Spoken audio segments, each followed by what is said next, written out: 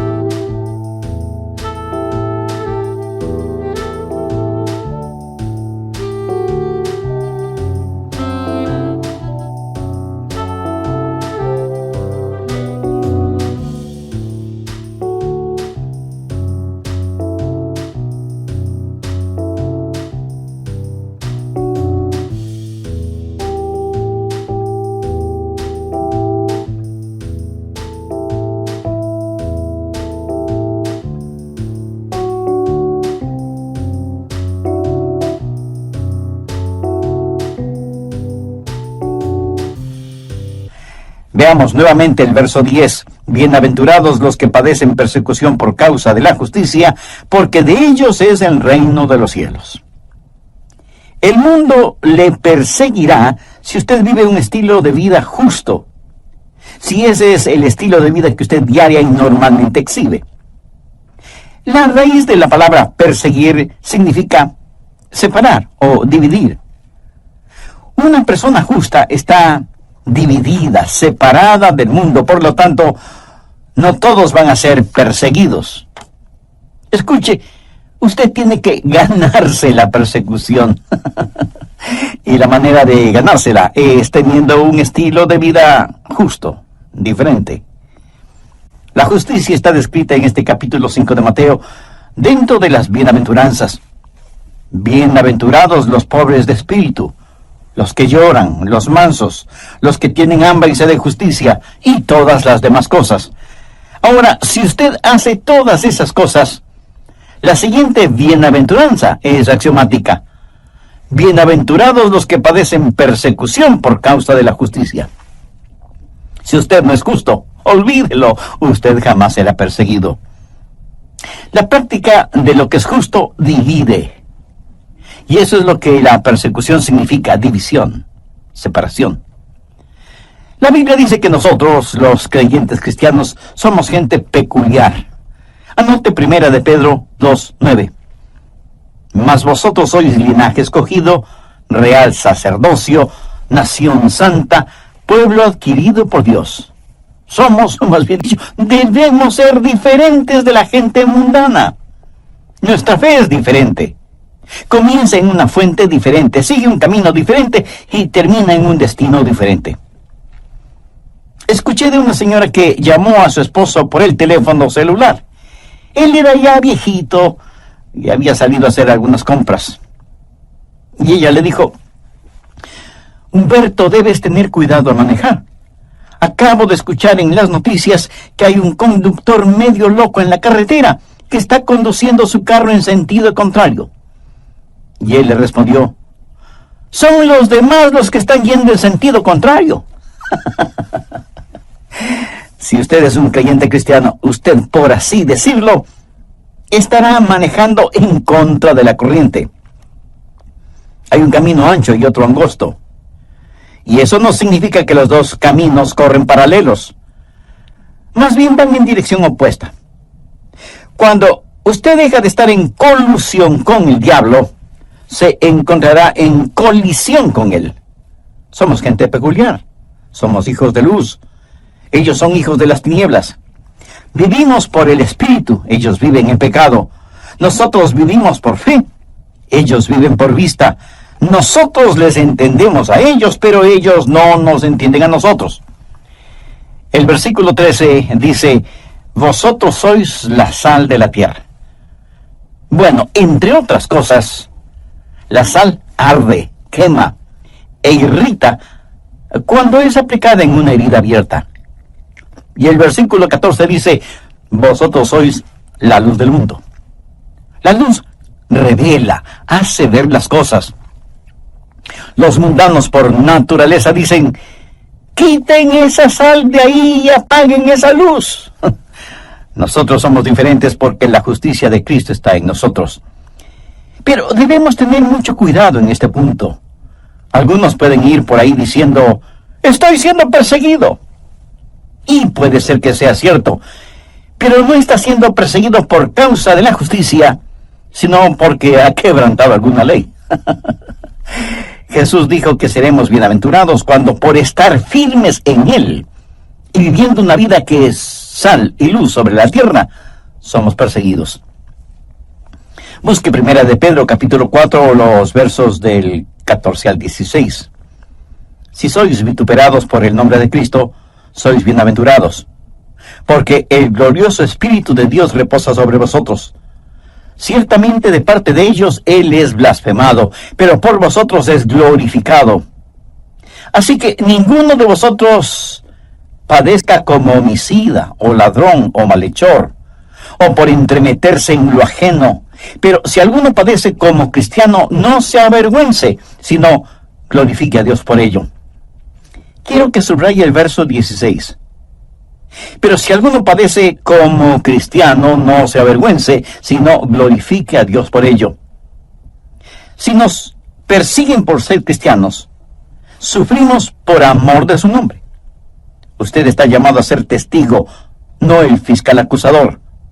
Usted debe ser diferente, pero no raro ni excéntrico. Y cuando le persigan, debe ser porque ellos tienen suficientes evidencias de que usted es, en verdad, un creyente cristiano. Cuando usted es diferente, ellos le perseguirán. Estarán escuchando todo lo que dice, estarán mirando todo lo que hace, tratando de encontrar alguna falla, algo negativo en usted. Y si lo encuentran, ellos se sentirán muy felices teniendo motivos para juzgarle y condenarle. En las páginas del Nuevo Testamento leemos el relato de cuando Jesús y sus discípulos cruzaban un campo sembrado con trigo. Era durante el día de reposo legal, el día de descanso. Él y sus discípulos tenían hambre, por lo que tomaron algunas espigas de trigo, las restregaron entre sus manos, quitando la cáscara, para poder comer el trigo. Y algunos fariseos dijeron: ¡ajá! Han quebrantado el día de reposo. Lo cual no era cierto. Pero lo interesante en esta historia es que, ¿qué hacían esos fariseos en ese campo de trigo, de todas maneras? Estaban persiguiendo a Jesús. Y eso mismo es lo que hacen y harán los modernos fariseos. Perseguirán a los cristianos. Y cuando su vida cristiana sea como un estandarte flameando muy en alto, ellos estarán escudriñándole por lo bajo, tratando de encontrar algo para poder criticarle. ¿Por qué somos perseguidos? Por la clase de vida que vivimos. Segundo, las mentiras que sufrimos. Mateo 5:11. Bienaventurados sois cuando por mi causa os vituperen y os persigan, y digan toda clase de mal contra vosotros mintiendo. Ellos dirán mentiras en su contra, se inventarán cosas que no son ciertas. No se olvide que la persona más justa que ha vivido en esta tierra fue obviamente Jesús. ¿Y por qué le crucificaron? Por el testimonio de testigos falsos. Personas que mintieron acerca del Señor Jesucristo. Usted debe esperar que digan mentiras acerca de usted. Que digan mentiras acerca de su pastor y en general que digan mentiras acerca de los verdaderos hijos e hijas de Dios. Ellos le perseguirán por el estilo de vida que vive, le perseguirán por las mentiras que dirán en su contra, y la razón de que mientan contra nosotros es porque les molesta nuestra firme fe en el Señor Jesucristo.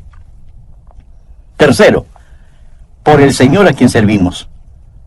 Porque somos perseguidos. Por causa del Señor a quien amamos, a quien obedecemos y a quien servimos. Bienaventurados sois cuando por mi causa os vituperen y os persigan. ¿Sabía usted que el mundo odia a Jesús? Y a no dudarlo, alguien dirá: oh no, pastor, el mundo ama a Jesús. Si usted me dice eso, mi amigo, tendré que preguntarle en qué planeta vive. Pongamos las cosas en claro. El mundo no tiene ningún problema con el bebé Jesús. De hecho, los comerciantes, aún los ateos, están completamente felices con el bebé Jesús, porque de manera especial durante la época de Navidad, las ventas aumentan notablemente y por lo tanto sus ganancias son extraordinarias. ¿Cómo no van a estar contentos con el bebé Jesús? No, el mundo no odia al bebecito que nació en Belén. El mundo tampoco odia al Jesús que sanó a los enfermos, ni al Jesús que alimentó a las multitudes, ni al Jesús que realizó milagros. Entonces, ¿a qué Jesús es al que el mundo odia? Por favor, escúcheme y entienda bien lo que voy a decir. El mundo odia al Jesús que vino, según sus propias declaraciones, a destruir las obras del diablo. Y algún ingenuo me preguntará: pastor, ¿y cuáles son las obras del diablo? Permítame mencionar solo parte de una lista: aborto, pornografía, drogas, licores, racismo, orgullo, odio, violaciones, asesinatos, etc.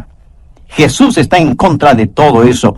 Y porque Jesús está en contra de todo eso, el mundo odia a Jesús, porque el mundo no solo practica todas esas cosas, sino que se complace en las mismas.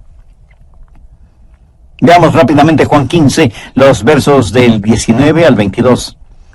Si fuerais del mundo, el mundo amaría lo suyo. Pero porque no sois del mundo, antes yo os elegí del mundo, por eso el mundo os aborrece. Acordaos de la palabra que yo os he dicho, el siervo no es mayor que su señor. Si a mí me han perseguido, también a vosotros os perseguirán. Si han guardado mi palabra, también guardarán la vuestra. Mas todo esto os harán por causa de mi nombre, porque no conocen al que me ha enviado. Si yo no hubiera venido, ni le hubiera hablado, no tendrían pecado. Pero ahora no tienen excusa por su pecado. Eso es. Jesús vino a condenar el pecado. Jesús sacó a luz los pecados de ellos y ellos le odiaron y le odian todavía. Odian a Jesús porque Él está en contra de sus cosas. Odian a Jesús porque Él vino a destruir las obras del diablo. ¿Por qué somos o seremos perseguidos? Por el estilo de vida que vivimos, por las mentiras que sufrimos y por el Señor a quien servimos. Por eso los genuinos cristianos fueron perseguidos. Somos perseguidos de diferentes formas y maneras en la actualidad. Y seremos inmisericordiamente perseguidos en el futuro, hasta cuando el Señor regrese. ¿Cuál es el resultado de esa persecución? En primer lugar, habrá una proliferación de insultos personales. Le calumniarán. Dirán cosas acerca de usted y de mí que no serán nada agradables de escuchar. Seremos el blanco de los más denigrantes y sucios chistes. Ahora mismo se han dividido nuestros continentes, los Estados Unidos de Canadá y la tierra de Jesús. Nos miran como si fuéramos espantapájaros espirituales. Nos diferencian y menosprecian. Y tengo que decirles que yo he sido insultado en forma denigrante un sinnúmero de veces debido a mis convicciones cristianas. En segundo lugar, puede incluso haber intimidación física. Este mismo momento, en muchos países del mundo, hermanos y hermanas en la fe están en las cárceles porque se han parado firmes contra el pecado, especialmente contra el aborto, perseguidos y encarcelados. El Dr. James Dobson, pionero en la lucha contra el aborto, dijo que en un año 160,000 cristianos fueron martirizados por su fe en el Señor Jesucristo. Martirizados, sometidos a horrorosas torturas y privaciones. Si usted sigue firme en Jesucristo, un día será perseguido. En la China, los cristianos que adoran en iglesias que no son controladas por el gobierno enfrentan diariamente prisión y tortura. En Sudán ahora mismo, cientos de niños y niñas cristianos son vendidos como esclavos por $15. Y a muchos de esos niños y niñas se les obliga a una vida de prostitución. A otros se les obliga a que se conviertan al islamismo. En Pakistán, si alguien rehúsa convertirse, puede ser sentenciado a la muerte. Dios no obliga a nadie a aceptarle, pero sí invita a todos. ¿Tiene usted una relación personal con Dios por medio de su Hijo Jesucristo? Si desea, puede tenerla ahora mismo. Le invito a orar conmigo de la siguiente manera. Dios eterno, te agradezco que me das el privilegio de voluntariamente venir a ti para implorar gracia y misericordia, porque soy un pecador y estoy perdido. Señor Jesús, para perdonarme y salvarme, tú entregaste tu vida en el Calvario, y por medio de tu muerte quieres darme vida y vida eterna. Venles que valientemente vivan sus vidas como verdaderos hijos e hijas de Dios. También vimos dos de los resultados de esa persecución. Primero, que habrá una proliferación de insultos personales. Y segundo, que puede haber incluso intimidación física. Bien, continuemos con el material para hoy. En tercer lugar, habrá injusticia social. Jesús dio la advertencia sobre todas estas cosas. Por favor, vamos al Evangelio de Marcos capítulo 13, los versos del 9 al 13. Pero mirad por vosotros mismos, porque os entregarán a los concilios, y en las sinagogas os azotarán, y delante de gobernadores y de reyes os llevarán por causa de mí, para testimonio a ellos. Y es necesario que el Evangelio sea predicado antes a todas las naciones. Pero cuando os trajeren para entregaros, No os preocupéis por lo que habéis de decir, ni lo penséis, sino lo que os fuere dado en aquella hora, eso hablad. Porque no sois vosotros los que habláis, sino el Espíritu Santo. Y el hermano entregará a la muerte al hermano, y el padre al hijo, y se levantarán los hijos contra los padres y los matarán, y seréis aborrecidos por todos por causa de mi nombre, mas el que perseverare hasta el fin, este será salvo.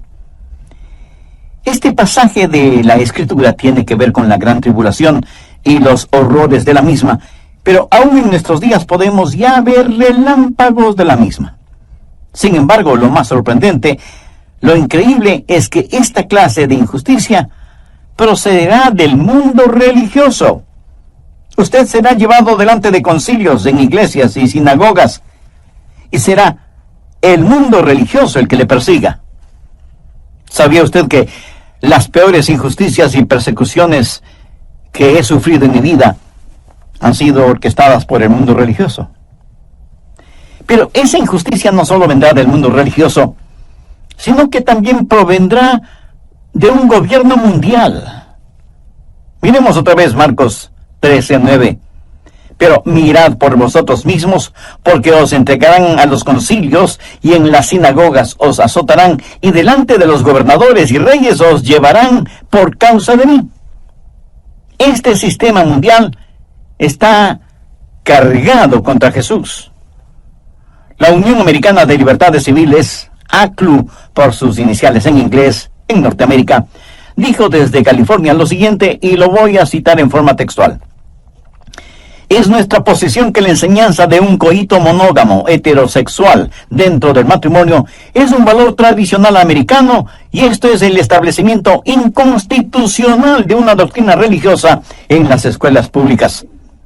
Lo que ellos quieren decir es que si usted enseña en las escuelas públicas que el matrimonio tradicional entre un hombre y una mujer tiene valor en la vida americana, eso es inconstitucional en los Estados Unidos de Norteamérica. ¿Qué le parece? Amigo, eso es también persecución, que puede venir del mundo religioso, pero que también puede llegar por medio de un gobierno mundial. Pero lo realmente sorprendente es que esta persecución puede provenir de su propia familia. Veamos el verso 12 de Marcos, capítulo 13. Y el hermano entregará a la muerte al hermano, y el padre al hijo, y se levantarán los hijos contra los padres, y los matarán. Así que usted puede ser perseguido por quienes están más cerca de usted, su propia familia. Y algunos de ustedes, ahora mismo, están sufriendo esa clase de persecución. No son pocas las veces en que he sido llamado para dar consejería en el seno de una familia dominada por el odio. Persecución entre los propios miembros de familia. Amigo, la persecución vendrá por parte del mundo religioso.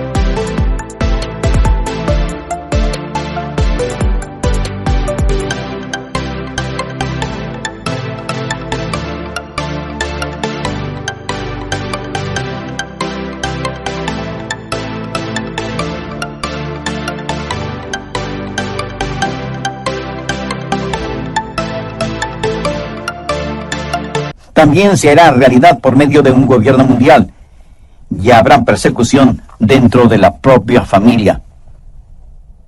Esto no es algo que yo le estoy diciendo.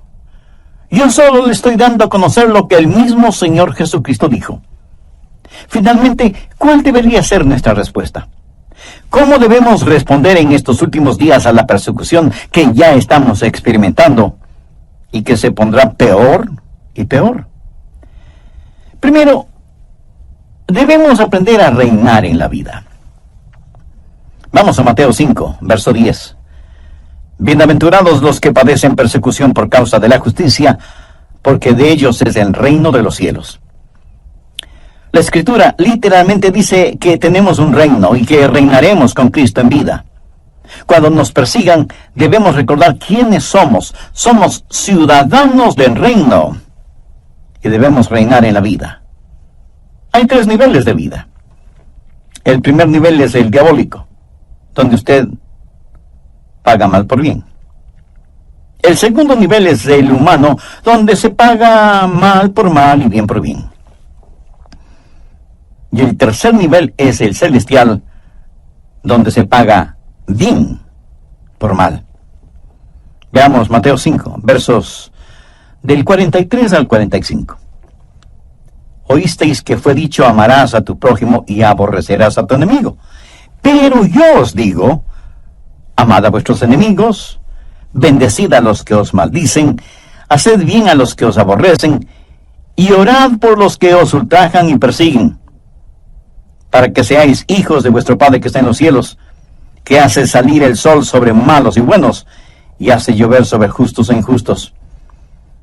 Cuando nos persigan, no debemos tratar de desquitarnos. Nosotros estamos viviendo en el nivel del reino celestial. Ellos están viviendo en el nivel mundano. ¿Qué es lo que hacemos cuando nos desquitamos? Que tenemos que abandonar nuestra posición, nuestro nivel. Y entonces ya no reinamos con el Señor Jesucristo. Alguna vez leí un librito intitulado Algunos perros que he conocido. Fue escrito por un anciano pastor metodista, y él cuenta que alguna vez estuvo en un pueblo para unas reuniones de avivamiento y recibió algunas críticas. Un día, saliendo del restaurante en donde había comido, vio en la calle un espectáculo fuera de lo común. Un gran, enorme perro bulldog, con tremendas mandíbulas y musculosas patas, iba por la calle, seguido por un remedo de perrito callejero que le gruñía y le ladraba al gigantesco perro. El bulldog podía terminar con esa caricatura de perro con un par de mordiscos, pero siguió caminando sin prestarle ninguna atención al bullicioso perrito. El anciano pastor metodista vio todo esto y luego, en su cuarto, escribió estas palabras: pude haberme reído, pero no lo hice. Fui a mi cuarto para orar y dije: Dios, lo que sea que tiene ese bulldog, yo lo quiero.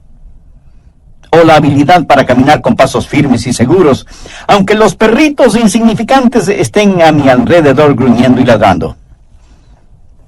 Y luego él hizo la siguiente observación: necesitamos hombres a quienes ni las palabras de admiración ni los gritos de la multitud les cambie. Hombres que puedan caminar en medio de las críticas, la condenación, los anatemas y los insultos, contentos de saber que en la manera de su formación y en su hechura hay algo tan leal que los defiende contra tales cosas. Hombres que son demasiado altos para doblegarse, cuyos oídos están muy cercanos al cielo como para oír los pequeños gruñidos de las gargantas de las cosas que parecen gusanos en la tierra. Amigo, no solo usted reina en la vida, sino que se regocija en el Señor. El verso 12 dice: gozaos y alegraos. La palabra gozo y todas sus derivaciones conlleva la idea de saltar y danzar. O sea, no se quede sentado en una esquina sintiendo pena por usted mismo. No se quede chupándose el dedo pulgar. Piense en quienes tenemos por compañeros, porque así persiguieron a los profetas que fueron antes de vosotros. Cuando llegue al cielo, yo no quiero encontrarme con el apóstol Pablo y que me pregunte: Adrián, ¿en dónde están tus cicatrices? Y no quiero ser avergonzado, porque no tengo ninguna cicatriz. Yo quisiera ser un profeta, porque persiguieron a los profetas. Hay unos ejemplos que debemos imitar. Y debemos tener un carácter que revele que estamos viviendo por Jesús. Y hay una recompensa que recibiremos, porque vuestro galardón es grande en los cielos. Desde hace mucho tiempo descubrí que vale la pena servir a Jesús. Y vale la pena servirle en cualquier lugar y bajo cualquier circunstancia. Y si ningún galardón me fuera otorgado, el hecho de compartir a Jesús con otras personas, eso para mí es más que suficiente galardón. Al comienzo del libro de los Hechos, se relata cómo algunos discípulos fueron perseguidos y puestos en prisión. Ellos fueron golpeados, pero siguieron predicando de Jesús. Hubiera sido más fácil decirle al sol que deje de brillar que lograr que los discípulos dejaran de predicar de Jesús. Y la Biblia dice que aquellos que perseguían a los cristianos, cuando los discípulos salieron del concilio en donde les habían prohibido el hablar de Jesús, esos perseguidores quedaron maravillados porque sabían que esos hombres, esos pescadores, eran faltos de educación, pero era evidente que habían estado con Jesús. Habían sido perseguidos, eran perseguidos, pero reaccionaron de tal forma y actuaron de tal manera que los propios enemigos tuvieron que admitir que se parecían al Señor Jesucristo. Cuarto, esparce amor. Ame a aquellos que le persigan. ¿Qué es lo que dijo Jesús en Mateo 5:44? Amad a vuestros enemigos, bendecid a los que os maldicen, haced bien a los que os aborrecen, y orad por los que os ultrajan y los persiguen, para que seáis hijos de vuestro Padre que está en los cielos.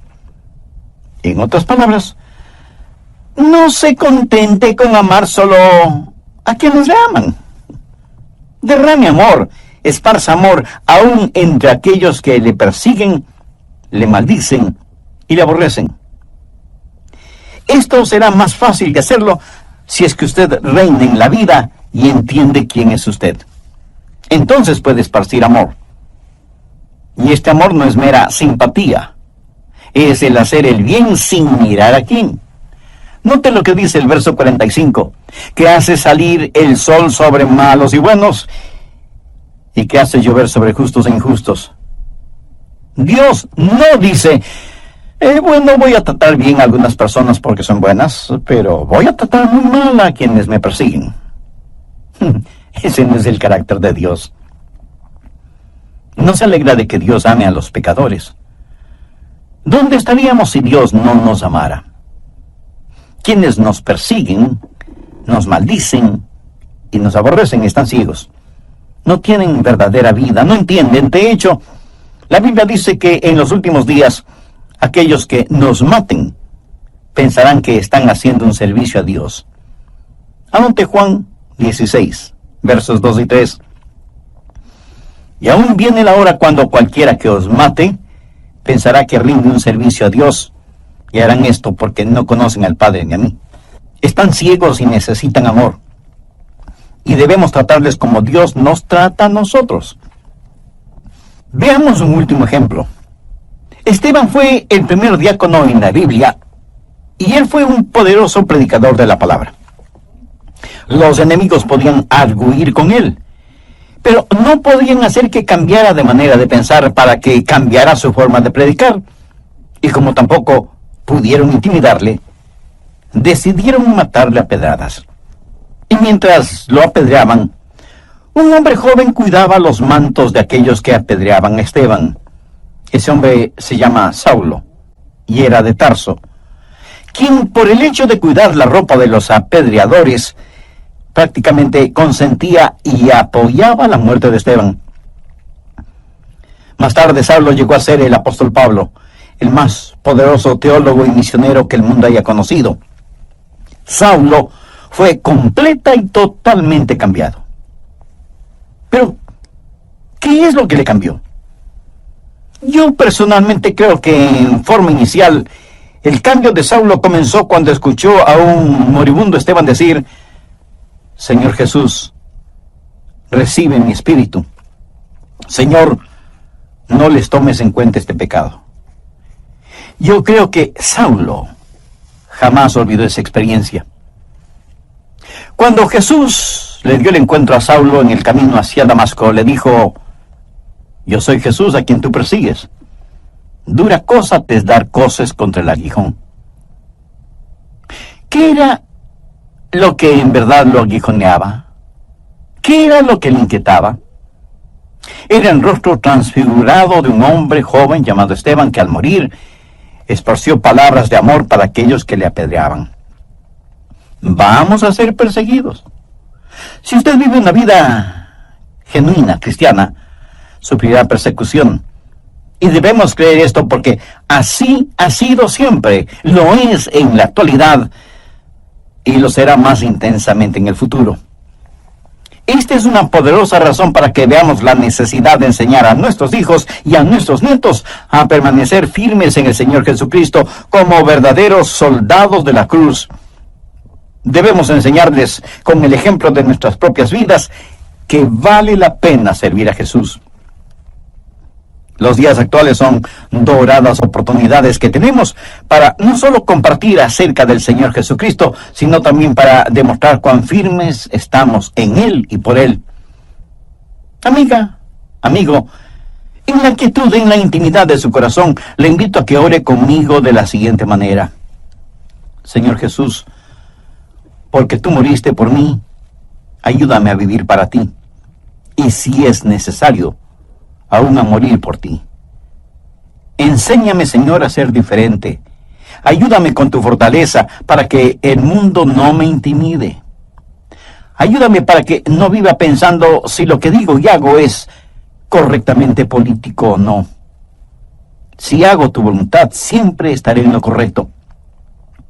Ayúdame a permanecer firme en ti, a pesar de las circunstancias, para que mi vida siempre traiga gloria y honor a tu nombre.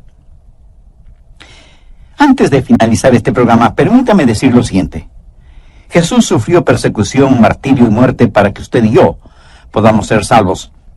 Él llevó nuestros pecados y sangró y agonizó sobre la cruz para pagar por completo la deuda de nuestro pecado. Y no nos salvamos porque sufrimos. Nos salvamos porque Jesús sufrió por nosotros. Y esa salvación la podemos obtener gratuitamente porque es el regalo de Dios para nosotros. Y aunque la paga del pecado es muerte, la dádiva o regalo de Dios es vida eterna en el Señor Jesucristo. ¿Quisiera usted recibir ese regalo hoy? ¿Le gustaría saber que sus pecados le son perdonados, que Cristo está en su corazón y que el cielo será su hogar eterno? ¿Le gustaría vivir con firmeza y convicción la vida cristiana? Entonces le invito a que ore conmigo la siguiente oración. Querido Dios, gracias por amarme y permitir que tu Hijo Jesús muera por mí en la cruz, pagando por completo la culpa de mis pecados. Señor Jesús, gracias por la agonía que sufriste en mi lugar. Moriste para salvarme y prometiste salvarme si confiaba en ti. Desde este mismo momento, confío en ti. Ven a morar mi